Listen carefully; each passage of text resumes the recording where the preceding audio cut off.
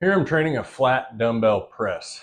With the flat dumbbell press, I'm training primarily the pec muscles of the chest, but also the tricep muscles extending the elbow. So still shoulder adduction for the upper arm, but then also elbow extension for the tricep. So pecs, tris here.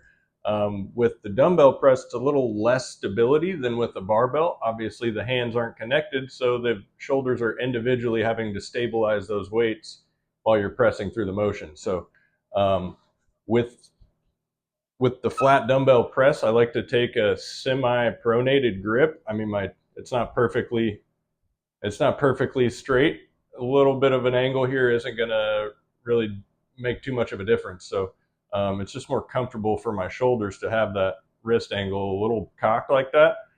But similar to the fly, I'm looking to bring my elbows as close to the floor as possible on the bottom while keeping my hands right around the midline of my chest to keep that elbow upper arm angle where it needs to be.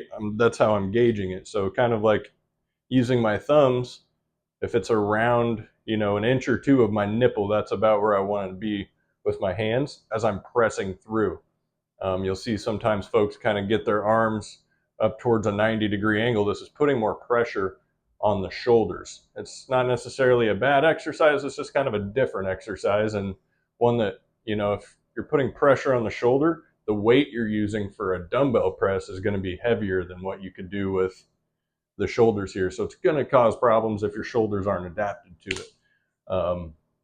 But with the dumbbell press, we're working in a range of motion that's not causing pain. So if getting into this deep stretch position in the bottom causes pain anywhere in your shoulders, just shorten the range of motion and maybe lighten up the load till you find a point where you can complete this exercise pain-free.